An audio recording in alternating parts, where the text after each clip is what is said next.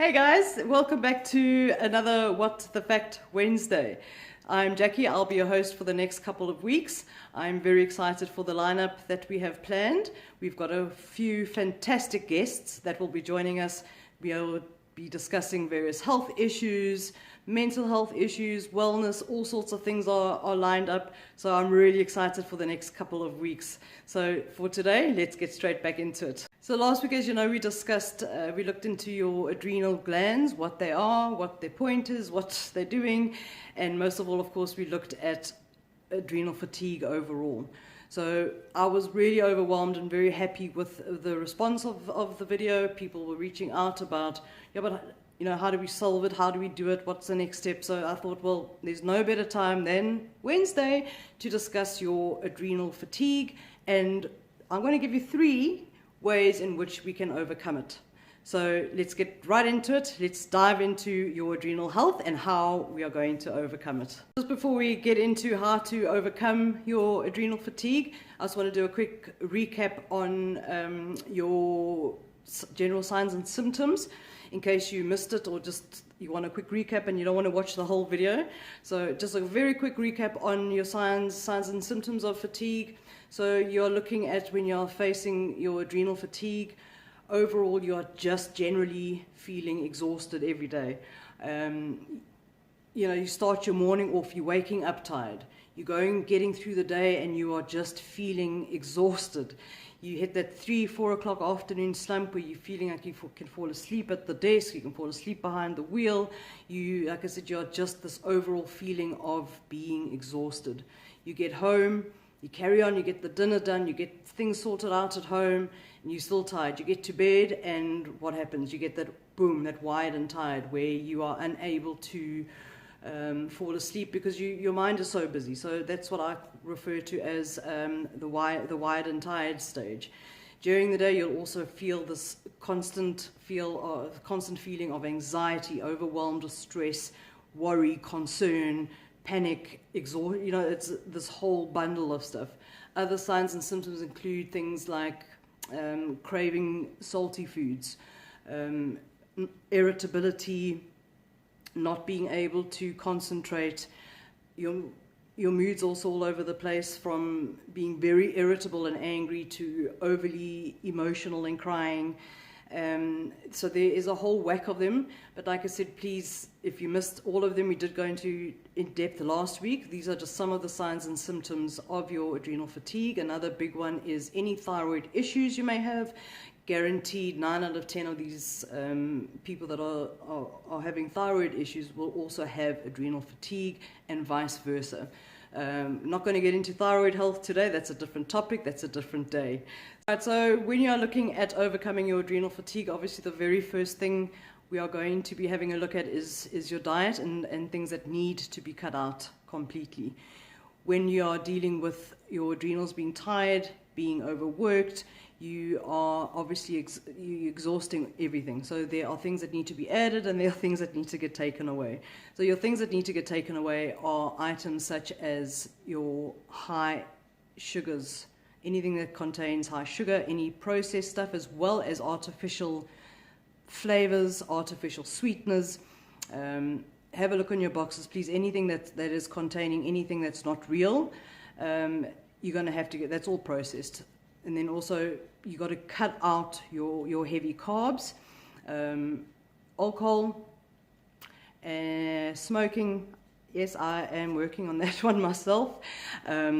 So we're going to have a look at various ways of bringing other things back in, and what those fantastic things are that we're going to be bringing back into your diet. All right, so now that we have cut out the sugars, we've cut out the carbs, we've cut out the smoking, we've cut out the alcohol, what are we going to add in? We are going to be adding in anything that is high in your vitamin B12s and magnesium, because these are really depleted from those adrenals being so tired and fatigued. So we're going to have a look at some of the foods that you can, and foods and supplements, of course, that you can add into your daily lifestyle, into your food groups, that are really going to give those adrenals a good boost. So those good foods that I was talking about, olives are fantastic. Olive oils, also your coconut oil, even coconut flesh, fresh coconut that you crack on open, it's really, really good. They are packed with the vitamins and minerals that you need. Then you're going to load up on your green veggies and especially your green leafy veggies, such as chard and spinach, all of those that are really, really great for your adrenals, that are packed with your vitamins. You're going to have to load them up, and your salad stuff, in terms of your proteins, as long as they are organic and they are grass-fed, free-ranged meats, not your farmed fish, preferably your wild fish, anything that is completely organic, certified organic, that is sustainably done and is obviously on the top end of the scale. These are the things that are real, and the whole point of it is to be eating real and drinking real. All right, so now once you have decided, or once you have now removed out the bad, and you've started adding in your spinach, and you've added in your organic meals, your organic proteins, you've added in all your lacquer greens, like I said, such as your kale, your spinach, your chard. Another fantastic one that I actually heard the other day from a registered dietitian, or nutritionist, should I rather say, is seaweed, is kelp. It is amazing because it is packed full of iodine, and it is also packed with minerals. So you're going to get your magnesium from natural kelp and natural seaweed. So moving on to step number 2, and these are fantastic little things. These are called your adaptogenic herb or adaptogenic roots. What are adaptogens? Basically, these are funky little, as I said, roots or herbs that are found in various things. I will discuss them in a few seconds. But how they work is, once you start taking them, or microdosing, should I say, on these adaptogens, they go and they scan your body and they find where the problems are, where the inflammation is, what needs to be worked, what needs to be addressed and worked on, and then they adapt your body to the correct environment by bringing your body back to your homeostasis. So what are your adaptogens? Well, according now to specifically adrenal fatigue, okay, you've got a few adaptogenic herbs and roots that are ideal and specifically have been proven by science to aid with your adrenal health, therefore your adrenal fatigue. You've got something called ashwagandha, which is very different or difficult to find here in Namibia. If you can, grab it. Your other top ones are basil. You've also got your reishi. Obviously, you've got kelp, ginseng, maca root. Okay, these are your highest, most valued adaptogenic roots or herbs that you can take. Another good one is green tea, which is what I love doing every single day. I have this specific green tea. It is organic, it is vegan, it is halal, it is certified organic, all of the good stuff. And the best part is that it also does contain reishi, which is a mushroom, adaptogenic mushroom. So I love to have my green tea in it, because green tea by itself is fantastic for your adrenals. On top of that, I also use some of my, there we go, so you can see it, I use some basil oils. And then of course I take kelp, like I said, and I'll list some of the products below that I've mentioned. So those are your adaptogenics that you need to add, on your supplements that you need to add into your lifestyle. Great, so now we are moving on to step number 3 on how to combat your adrenal fatigue. So what we have done so far, we have taken out the bad, we put in the good, and we sprinkle on a bit of adaptogenics. So the third step in this is to actually address your stress. I know it's not easy, it is not always possible, but you've got to try and sit down and identify your stress. How do you do that? I would suggest you take a piece of paper and you sit down and you write down, you put a pen to paper, you write down your stresses.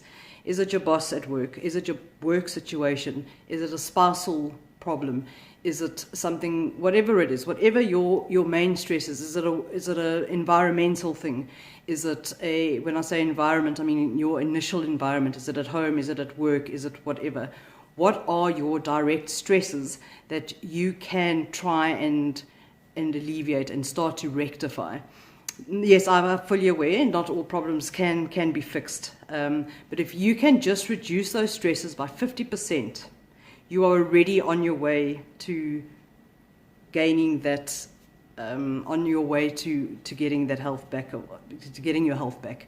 So there's certain ways that you are able to do this, okay, in terms of your stress. It is so important to get yourself grounded, like I said last week. When you get home, take those shoes and socks off, go grab your doggy, go whatever, and go for a walk. Get in your garden, get grounded.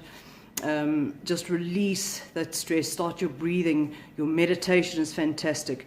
Also, movement is really important. Get hold of a great yoga studio, Pilates, anything like that is going to help with that stress. Anything at this stage that can just allow you to breathe and to get on with finding something and find that joy in your life. Schedule joy. I know the time is crazy. We're scheduling everything else. We're scheduling meetings. We're scheduling this, picking up the kids. But when are you going to be scheduling something that brings you joy? Think about it. So you need to start scheduling that time in for yourself, scheduling that joy, and sticking to it. Bring that into your lifestyle. Bring that in to your everyday lifestyle. You've got to start reducing that stress, because you can carry on with the supplements, you can carry on with your eating right, but if your adrenals are not given a chance to physically relax, to physically stop working, it doesn't matter what you're putting in and what you're taking out of your body. Yes, everything else is going to help, but your adrenals themselves need time to chill. They need time to, like I said last week, pull back, to relax, to breathe. And that you will find with reducing your stress through meditation, getting grounded, yoga, Pilates, bringing joy into your life. Right, so now that we have discussed how we are going to walk together and address your adrenal fatigue, I hope you have found this helpful. Again, my name is Jackie. Thank you for joining me again this Wednesday, and I look forward to our next What the Fact Wednesday. Have a great day, everyone. Bye.